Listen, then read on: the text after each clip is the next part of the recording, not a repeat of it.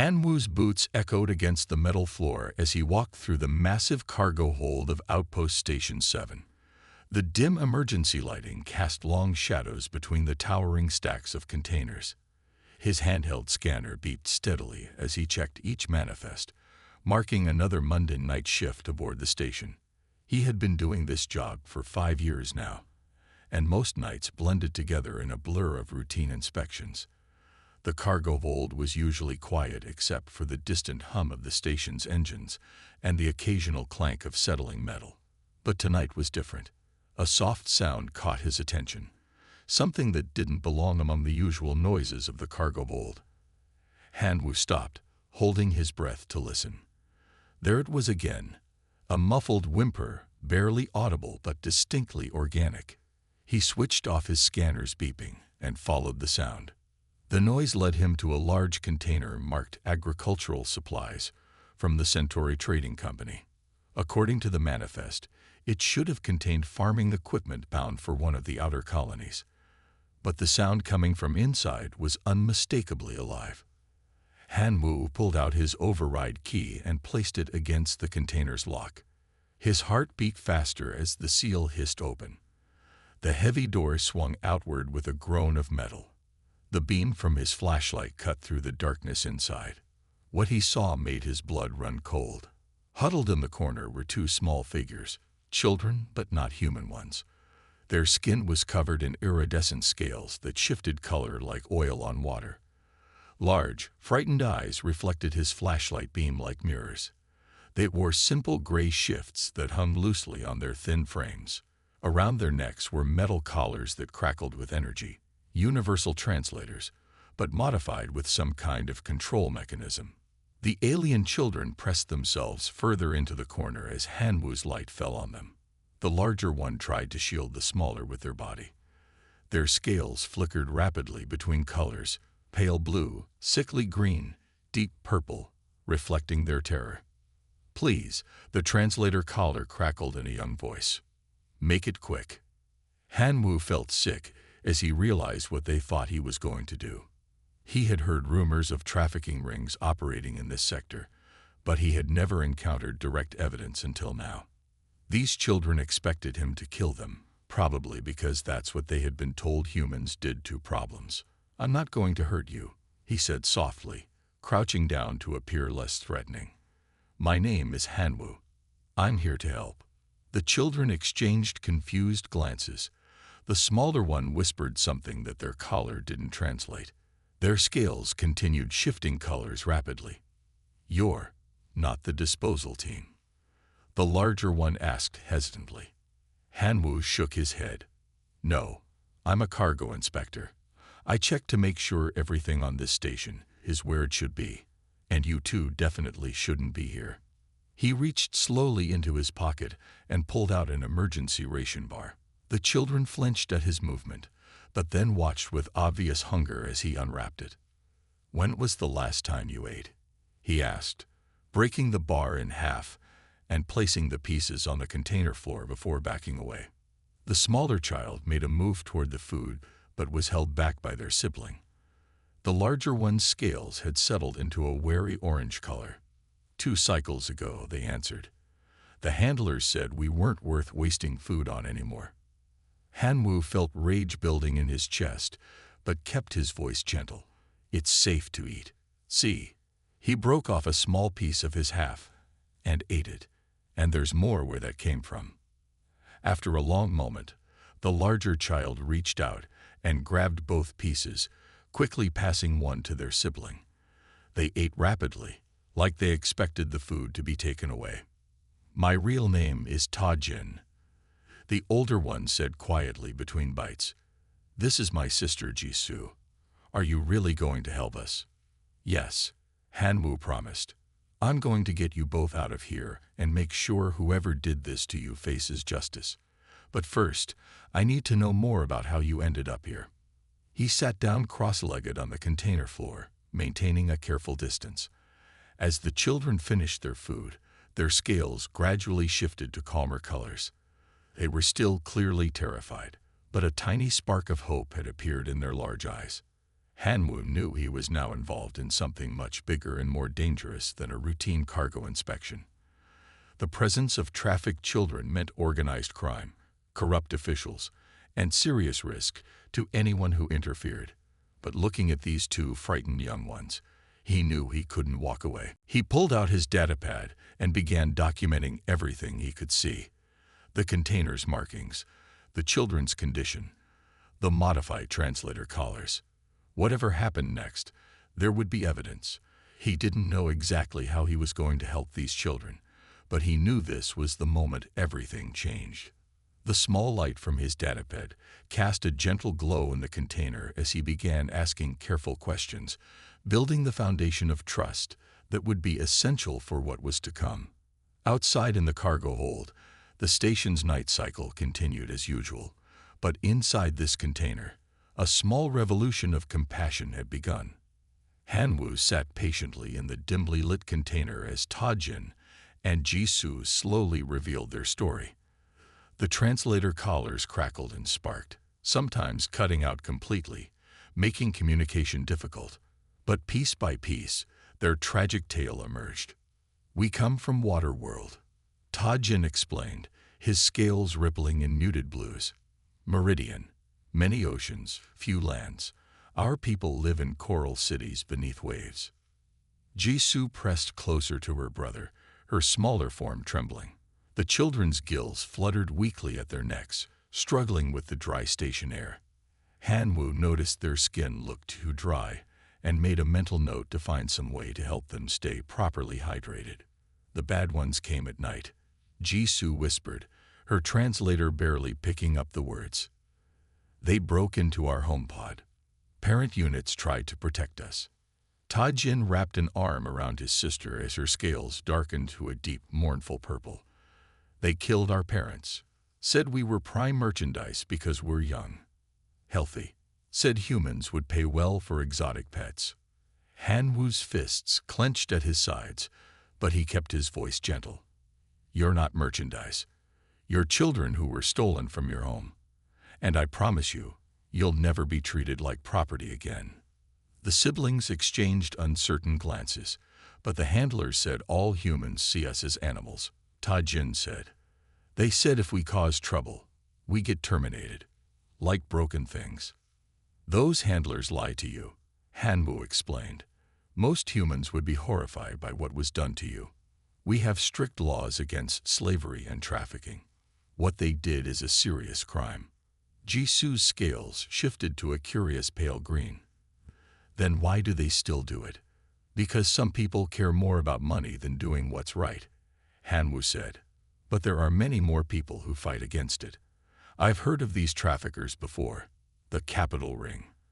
They operate in this sector, but authorities have been trying to shut them down for years."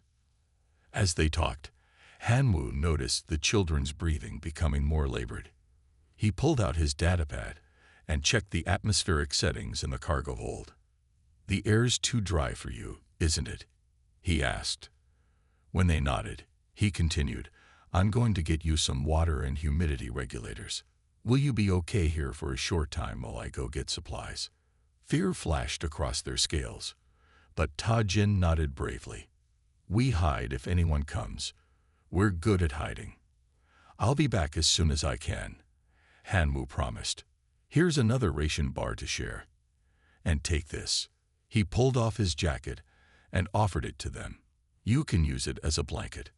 The children watched in confusion as he laid the jacket near them, clearly not used to acts of kindness. Once he was sure they were as comfortable as possible, Hanwoo slipped out of the container and sealed it behind him. His mind raced as he hurried through the cargo hold. He needed water, humidity regulators, more food, and medical supplies. But he also needed to be careful.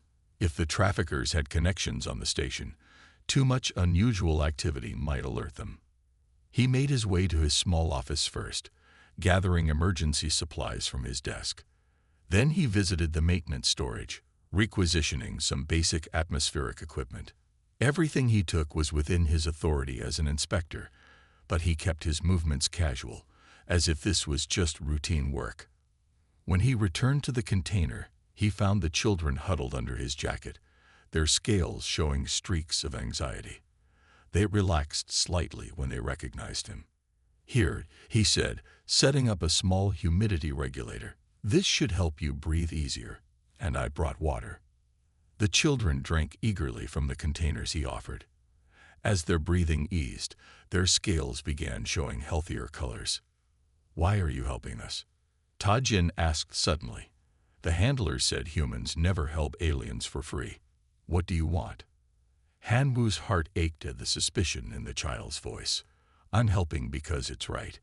Because you're children who need help, and no one deserves to be treated the way you've been treated." Jisoo's scales flickered with confusion. "But the handlers said." "The handlers wanted you to believe no one would help you," Hanwoo interrupted gently. "They wanted you to feel hopeless. But they were wrong. There are good people in every species and bad ones too. Being human doesn't make me good or bad. My choices do. And I choose to help." As understanding slowly dawned in their large eyes, Hanwoo saw their scales shift to a new color he hadn't seen before, a soft, pearly white that seemed to glow faintly in the dim light. "Now," he said, pulling out his datapad again, "I need you to tell me everything you can remember about the people who took you. Any names, places, or details could help us stop them from hurting other children." As the siblings began sharing their story in more detail, Hanwoo documented everything carefully. Each piece of information was another weapon against the trafficking ring, another step toward justice. The children's fear was still present, but now it was mixed with something new. The first fragile shoots of hope, growing in the light of simple human kindness. Over the next 3 days, Hanwoo settled into a careful routine. He would work his regular inspection shifts, making sure to appear normal to anyone watching. But he always saved the container holding Tajin and Jisoo for last, spending his final hours with them. Each visit, he brought more supplies, clean water, food, medical items, and anything else he could get without raising suspicion. The children were slowly growing stronger, though Jisoo's breathing gills worried him. The infection had left angry red marks around her delicate gill structures. "This might sting a little," Hanwoo warned, as he carefully cleaned Jisoo's gills with antiseptic. The young alien girl whimpered but held still, her scales flickering between pain purple and trust white. Tajin held his sister's hand, watching Hanwoo's every move. "Our gill healers used different medicine," Tajin said. "It glowed and didn't hurt." "Tell me more about your healers," Hanwoo encouraged, knowing that talking would help distract Jisoo from the treatment. "What was it like in your coral city?" As Tajin described their underwater home, his scales rippled with memories. He told Hanwoo about the glowing gardens they tended, the schools of fish they herded, and the songs their people sang that carried for miles through the ocean. "The coral towers reached higher than this station," he said proudly. "And at night, the bioluminescent algae made everything glow in different colors." "It sounds beautiful," Hanwoo said, finishing with Jisoo's treatment. "We have oceans on Earth too, though most of us live on land now. Would you like to hear about them?" The children's scales brightened with interest as Hanwoo described Earth's marine life. Whales, dolphins, octopi, and coral reefs. They asked endless questions. Their curiosity seemed to help them forget their fear, at least for a while. During one of these talks, Jisoo suddenly asked, "Why did they kill our parents? We weren't doing anything wrong." Hanwoo set aside the medical supplies he was organizing. This was the first time either child had directly mentioned their parents' death. "Sometimes bad people do terrible things for money or power," he said gently. "It's not your fault. None of this is your fault." Tajin's scales darkened. "The officials came first. They said our parent units hadn't paid proper taxes, but that wasn't true. We saw the payment records. Then the raiders came at night. The officials were wearing special badges," Jisoo added, "with a golden ring symbol." Hanwoo's heart raced. That detail confirmed his suspicions about Capital Ring involvement. He carefully recorded it in his datapad along with everything else the children shared. As the days passed, Hanwoo learned more about the trafficking operation. The children described being moved through multiple stations, always in cargo containers marked as agricultural supplies. They spoke of other alien children they'd seen, some who disappeared, never to be seen again. The handlers said we were lucky, Ta Jin said bitterly. Said we'd fetch a good price because our scales change color, like fancy pets. Hanwoo felt sick at the casual cruelty of it all. But he knew getting angry wouldn't help the children. Instead, he focused on building their trust and gathering evidence. He taught them simple card games to pass the time, showed them pictures of Earth on his datapad, and brought them small treats when he could. Slowly, their scales began showing brighter colors more often. Jisoo even laughed once, a musical sound that made her scales flash rainbow patterns. But they couldn't stay hidden in the cargo hold forever. Hanwoo knew he needed to find a way to get them to safety soon. The longer they stayed, the greater the risk of discovery. On the fourth day, as he treated Jisoo's improving gills, Taijin asked, "What will happen to us if we get away?" "First, we'll make sure you're healthy and safe," Hanwoo explained. "Then we'll find your relatives if any survived. There are organizations that help trafficking victims. They'll make sure you're protected. But what if the bad ones find us again?" Jisoo whispered. "I won't let that happen," Hanwoo promised. "The evidence you've given me will help catch them. And once you're safe, you can tell your story to people who can make sure this doesn't happen to other children." The siblings' scales shifted to matching shades of pearl white, the color Hanwoo had come to recognize as hope. He smiled at them, but inside, his mind was racing. He needed to find a way to get them off the station soon. The cargo hold's security patterns would be changing in 2 days, and he didn't know if he'd still have easy access. As he packed up the medical supplies, Hanwoo made a decision. It was time to reach out to some old contacts, people he trusted who might be able to help. He couldn't do this alone anymore, not if he wanted to truly save these children. "Tomorrow," he told them, "I'm going to start making arrangements. We're going to get you out of here." The children's scales flickered with a mix of fear and hope as they absorbed his words. Hanwoo knew he was about to risk everything. His job, his safety, maybe even his life. But looking at these 2 brave young ones who had survived so much, he knew it was worth it. Sometimes, he realized, building bridges meant being willing to burn others behind you. Hanwoo knew something was wrong the moment his access card failed at the security office door. He had used this same card every day for 5 years. He swiped it again, but the panel just blinked red. "Problem with your credentials, Inspector Hanwoo?" a smooth voice asked behind him. He turned to find Security Chief Do-hyun watching him with cold eyes. "Just a malfunction, I'm sure," Hanwoo said casually, though his heart was pounding. "I was coming to file some routine reports." "Routine reports?" Do-hyun smiled, but it didn't reach his eyes. "About agricultural supplies, perhaps." Hanwoo kept his face neutral, but inside he was cursing. They knew. Somehow, they had discovered his investigation. Among other things, there have been some irregularities in the cargo manifests. "I'm sure it's nothing serious," Do-hyun said. "But unfortunately, your access has been temporarily suspended pending a review. Security protocols, you understand." As Hanwoo walked away, he noticed a security droid following him at a distance. Its red sensor eye never wavered from his back. He took a longer route back to his office, confirming his suspicions. 2 more droids joined the first, maintaining a constant triangle around him. In his office, Hanwoo quickly checked his computer. Most of his access had been revoked, but they hadn't locked him out completely, probably to avoid raising suspicions with station administration. He still had his basic inspection credentials. He pulled up the personnel files he had already downloaded, studying them again. The evidence was there, hidden in patterns of shipments and payments.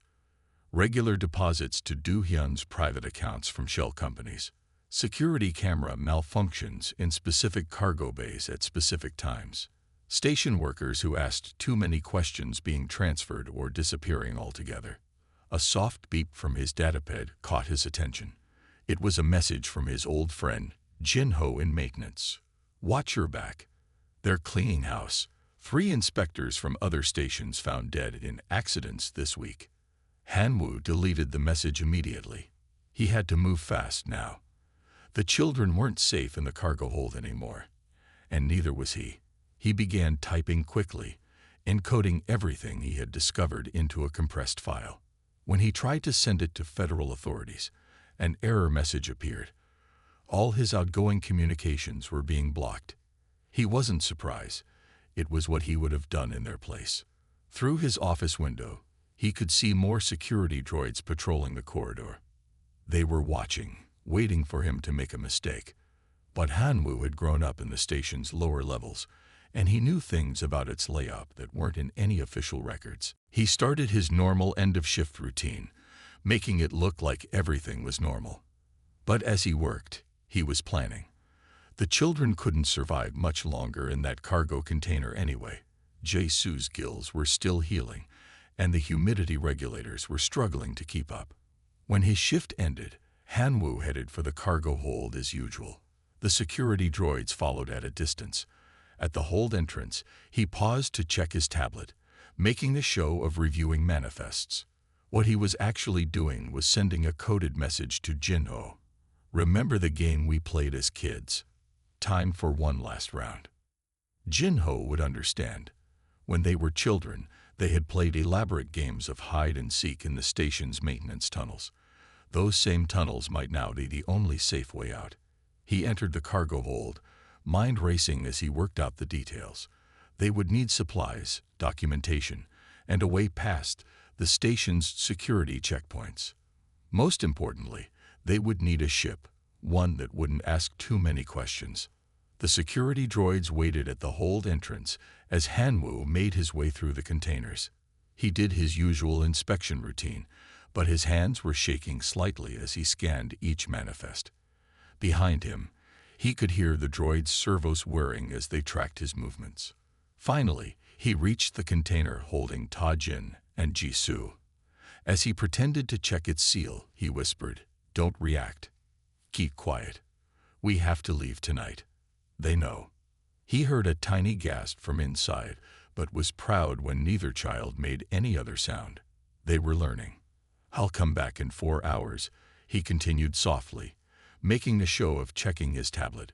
"Be ready to move fast. And remember, no matter what happens, stay quiet and trust me." As he walked away, Han-Woo's mind was already several steps ahead. He had some supplies cached in his quarters. Jin-Ho could help with the maintenance tunnel access, but they would need more help to get off the station entirely. Back in his office, he sent one more message, this one to a less savory contact from his past, someone who knew people who could make problems disappear for the right price.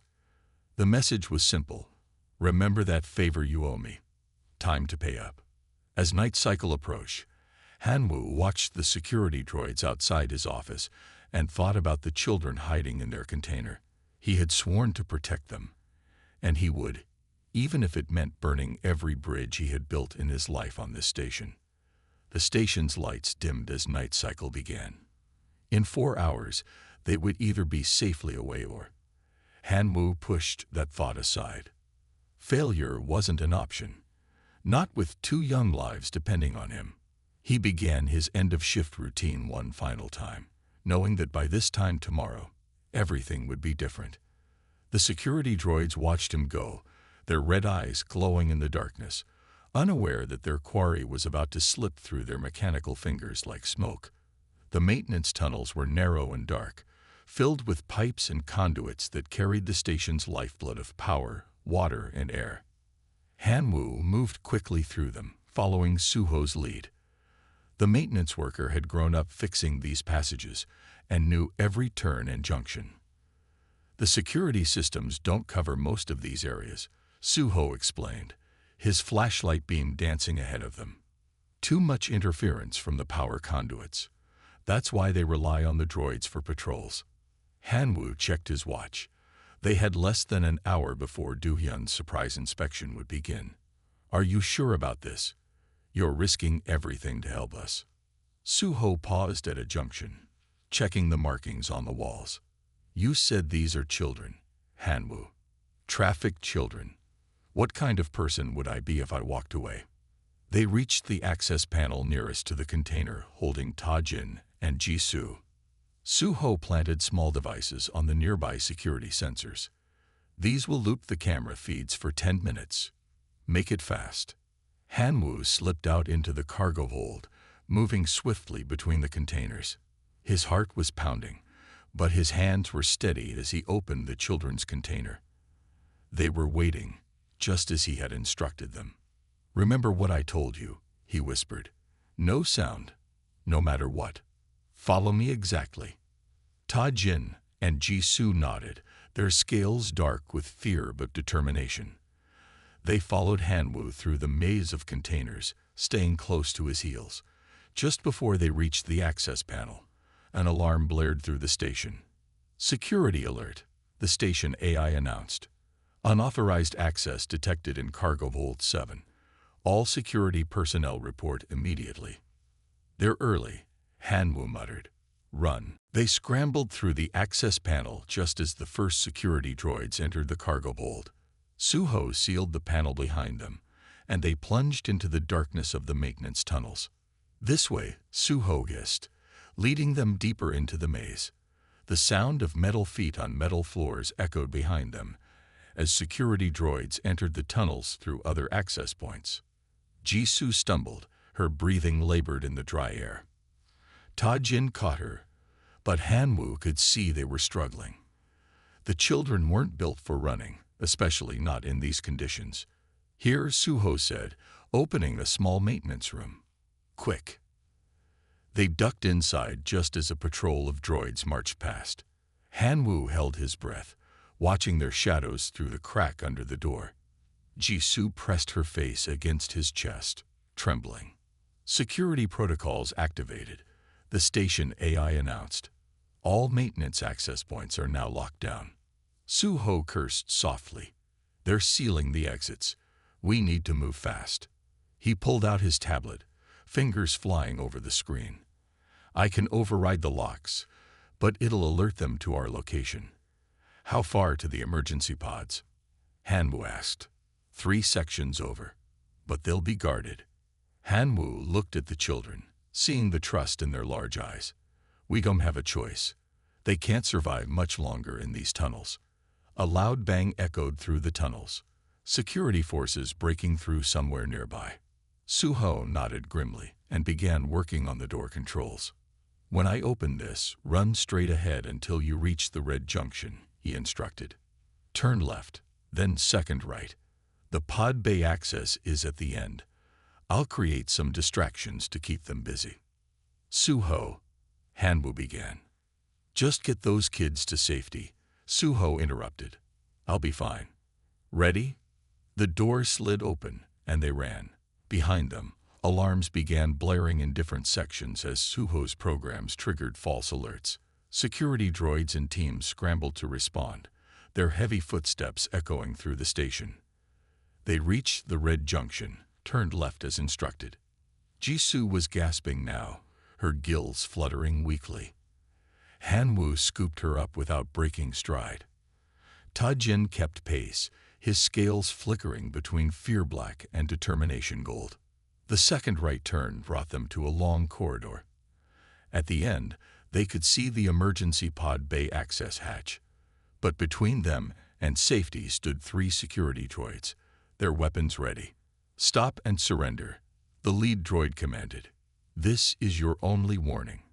Hanwoo set Jisoo down, pushing both children behind him.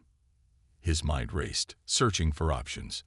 The droids began advancing, their red eyes glowing in the dim light. Suddenly, the lights went out. Emergency power kicked in, bathing everything in red. The droids faltered, their systems temporarily disrupted by the power shift. Go! Suho's voice came over the emergency speakers. Now. They ran past the confused droids, reaching the access hatch.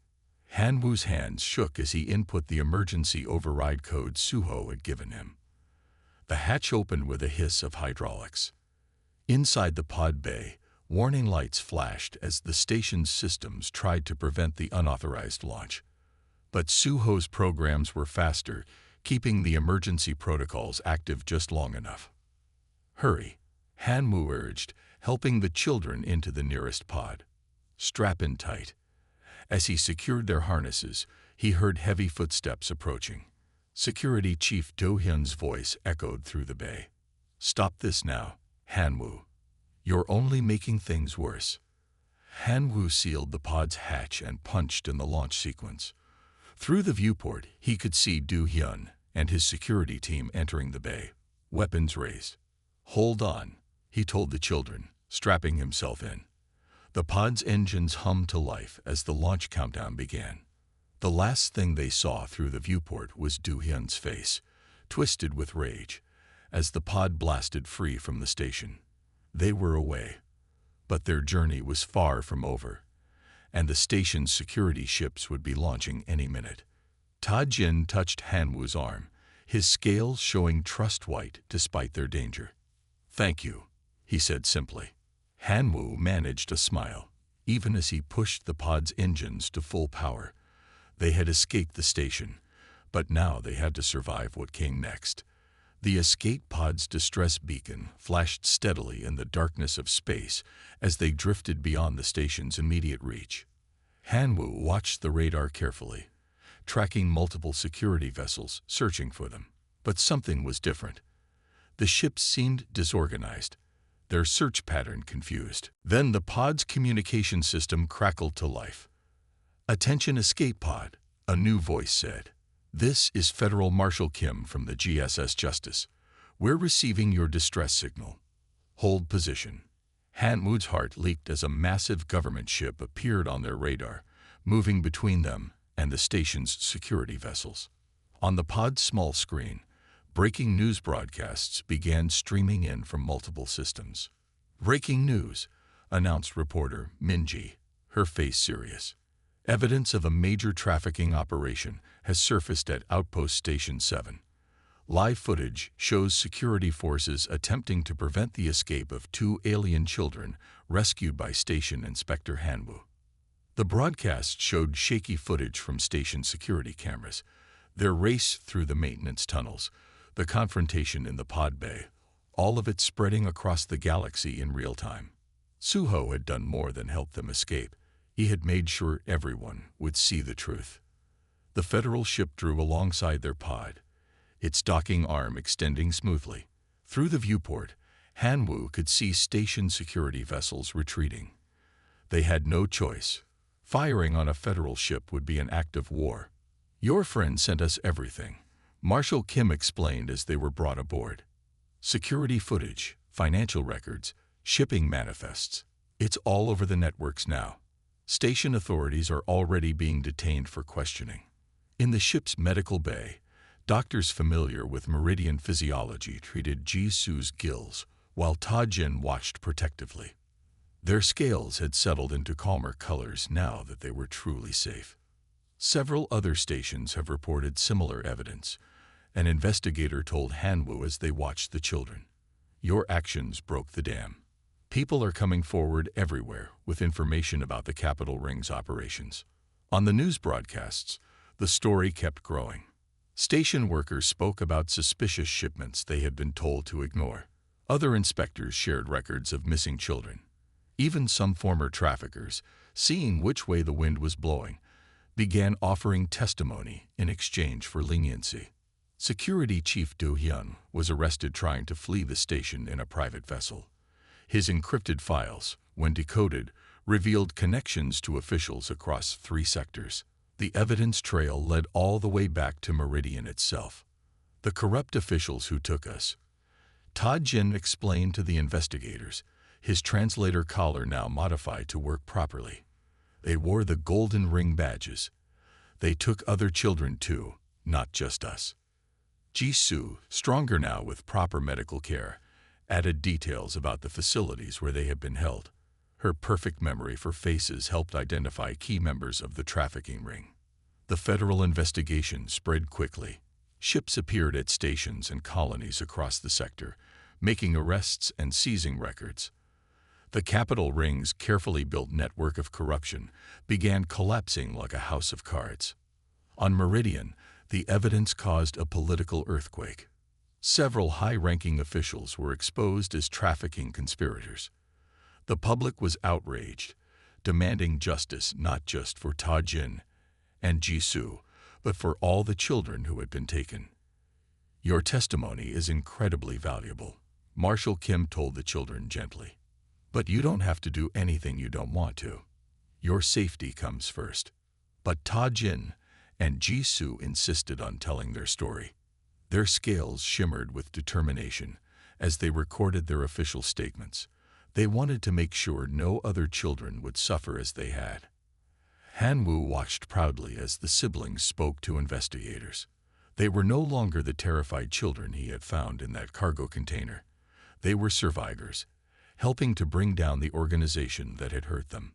Suho had been arrested, but was quickly released when the full extent of his role in exposing the trafficking ring became clear. His technical skills had ensured that the evidence couldn't be buried or denied. "I just did what anyone should have done," he told reporters. "When you see something wrong, you have to act." The story captured public attention across multiple worlds. Demands for stronger trafficking prevention measures led to new laws and inspection protocols. Station security systems were overhauled to prevent similar corruption. Reporter Minji's coverage won multiple journalism awards. Her detailed investigation revealed how the trafficking ring had operated for years, protected by bribes and threats. But most importantly, it showed how the courage of a few individuals could bring down even the most powerful criminal organizations. The federal investigators found records of hundreds of trafficked children from various species. Search and rescue operations began, trying to locate and recover as many victims as possible. Each success brought more evidence, more arrests, more justice. "You've started something remarkable," Marshal Kim told Hanwoo as they watched another group of rescued children being reunited with their families. "Sometimes it just takes one person willing to do the right thing." Hanwoo looked at Ta Jin and Jisoo, their scales now showing the bright colors of health and hope.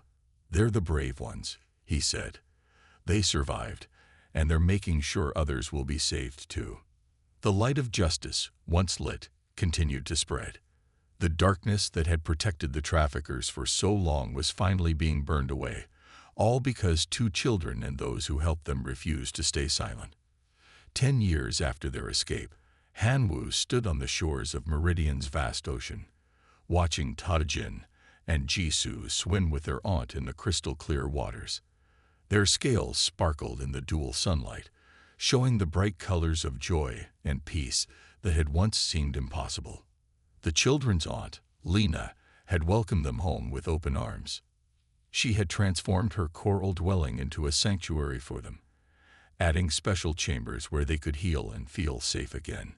Now the dwelling had become a beacon of hope for other survivors. "I still remember how scared we were when we first met you," Ta Jin said, emerging from the water. His once small frame had grown strong and confident. The translator collar was gone, replaced by a small implant that let him speak perfect standard. "We thought all humans were monsters. Now look at us," Jisoo added, her scales rippling with amusement.